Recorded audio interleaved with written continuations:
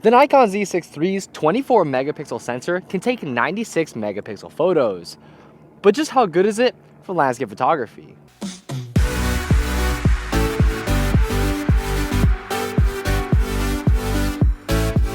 What's up, y'all? So Project Photography back with another video, and today the Nikon Z6 III's pixel shift has been amazing for me as a landscape photographer that I've been testing out since I've gotten this camera. But you might be asking yourself, what on earth is pixel shift and what does it actually do for my landscape images? So essentially, pixel shift is where the IBIS mechanism inside of the Z6 III sensor is able to move around by 1 pixel per shot. Then in post-production, you can merge them to create a single photo, which allows you to get better dynamic range, better moire, better color fringing, and overall cleaner images, but also has a major bump in resolution as it could now shoot 96 megapixel images in the 16 shot and the 32 shot mode. So today I want to break down how to actually use pixel shift, what the performance actually looks like for these images, and how viable is it for landscape photography. And I want to put you guys behind the camera so you can see what exactly that process looks like and see the kind of photos I'm able to capture with pixel shift. But with that being said, let's first talk about some of the variables you have to consider before using pixel shift. One of them is that you have to use the electronic shutter. No mechanical shutter for this, just the electronic. The other thing too is that you can't use a timer mode for the shot release. It will do this for you though, because there is a bit of a delay and you can choose how long you want that delay to be. And your camera has to be on a tripod. Without it, you pretty much can't use this mode because the camera cannot be moving. The other thing too is that subjects in your frame also cannot be moving, which eliminates things like moving water in, or if you have a lot of wind going and some of these branches or leaves might be moving, that is not good. It will cause artifacting. Also, no bulb mode and no time mode, and pretty much no long exposures. I feel like that one's pretty self-explanatory because you don't want that movement again coming into your frame. And I also highly recommend to use manual focus. Like, yes, you can use AF single, and if you even do put it in AFC, it will just revert back to single point, but I highly recommend manual focusing it. It's just a lot easier. And I want to go through some of the settings on here. So when you open up the I menu, you can see that pixel shift is on there, and you can turn the back dial in order to go to the single photo or the series. And with the single photo, it'll essentially only take the one image and then go back to shooting regular single shot images, not the pixel shifted ones. But if we go to the series, we can actually see that if we take a photo, it'll actually keep the pixel shift on. So if you want to keep on shooting pixel shifted images, go ahead and just keep it on the on series. But as you can see on here, there is 4 different shot modes that you can have. There is a 4, 8, 16, and 32. And with all the different shot modes, they will all essentially have improved dynamic range, improved moire, improved chromatic aberrations. But if we go into the 16 and 32, that's where we get higher resolution images, with both modes being able to go to 96 megapixel photos. But for now, I'm gonna wait until the sun actually goes down in order to take that image because we just need better lighting. It's very harsh out here.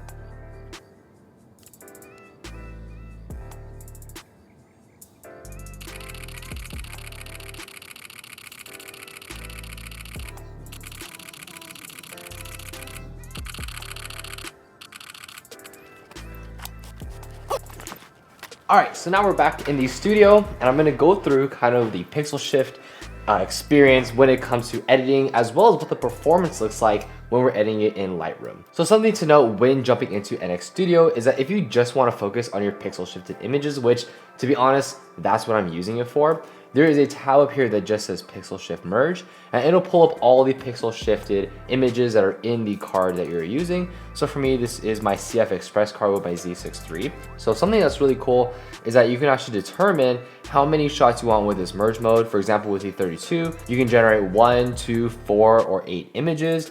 With 16, I believe it is 4 images, and then with the 8, it is just 2. But when you go ahead and click on it, you can choose where the destination is. For me, I have an unedited landscapes photo folder, so that's kind of where this is gonna go. And all I have to do is just press start, and I'll go ahead and start merging the images for you. And if we go into our unedited landscapes, we can see this right here. So this is the file.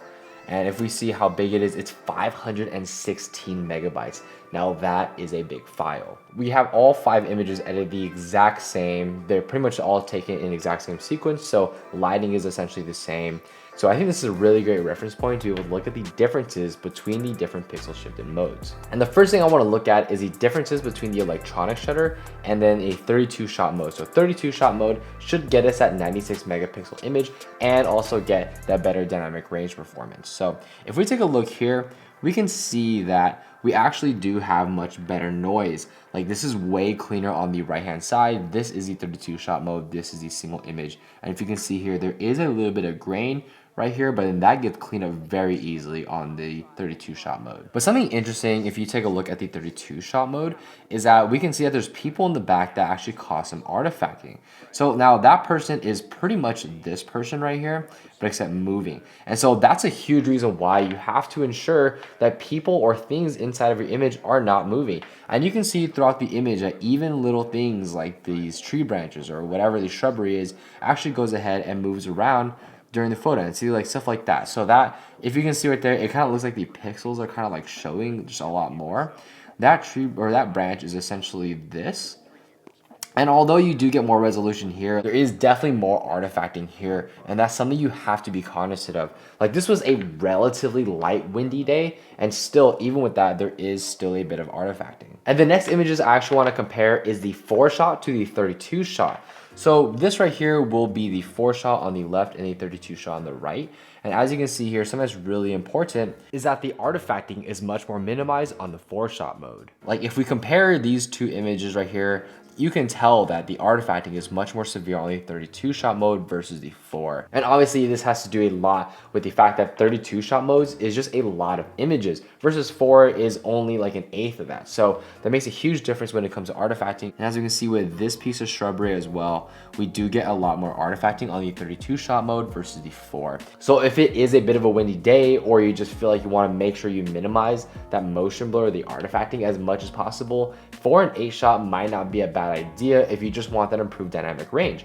Because if we're just talking about dynamic range, we are able to get a pretty decent amount of it when it comes to the 4 shot and the 8 shot. So this does not increase your resolution, obviously, but this does get you a better sense of dynamic range. Like for example, you can see here up top, there is better dynamic range performance. There is a little bit of noise in the 4 shot, but there's way more in the single shot electronic shutter.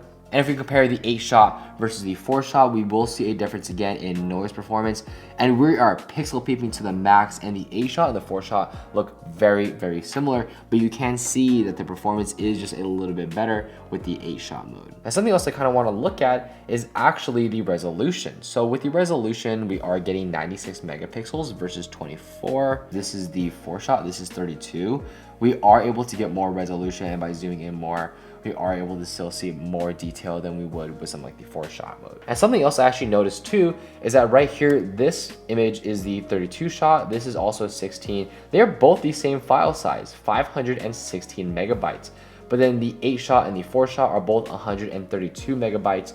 Now those are still large files, but not nearly as much as something like 516 megabytes. And although performance is a major part of pixel shift, we also need to consider how viable it actually is for landscape photography. And a big portion of its viability is how much stuff is actually moving inside of your frame. And this includes your camera and as well as subjects in the actual photo itself.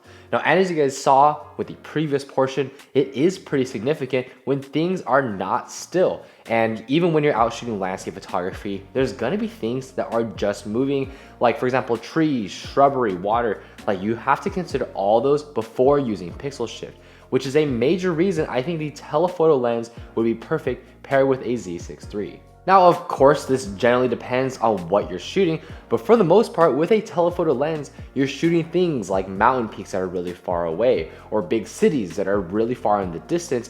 Those things tend to not move, because when you have a wide angle, you just have more that's coming into the frame and more variables that could lead to more artifacting and more movement, and that's a lot to clean up in post-production.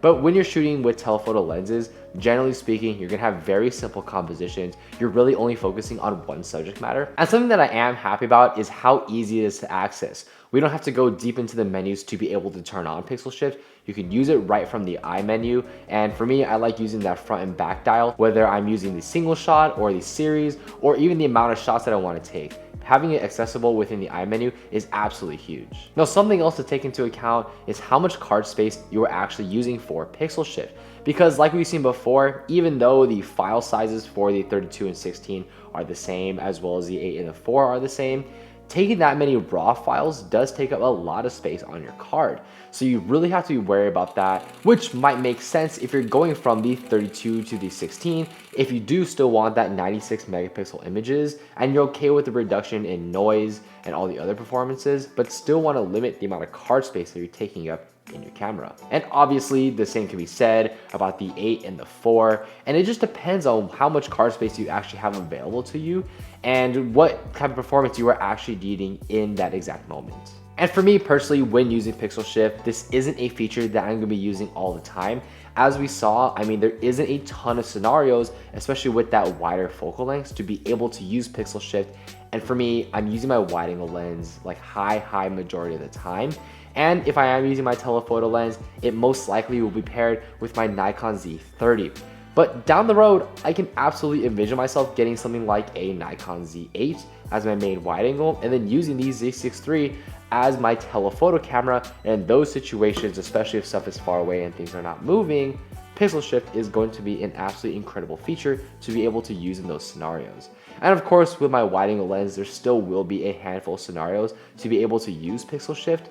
But for now, I probably won't use it a ton. But I will say it is really nice to be able to get those 96 megapixel images from a 24 megapixel sensor in a pinch. We have to remember that this is just another feature in this camera, and to me, it's a great one when you can use it. And obviously those situations are not all the time, but when you are able to use it, you are able to get extremely crisp, high quality images from the Z6 III. That honestly is very viable for landscape photography. So let me know what you guys think about pixel shift in the Z6 III and what are your experiences using it. Let me know down in the comment section down below. Thank you so much for experiencing the world with me today. Please feel free to rate, comment, subscribe, and I'll catch you guys in the next one.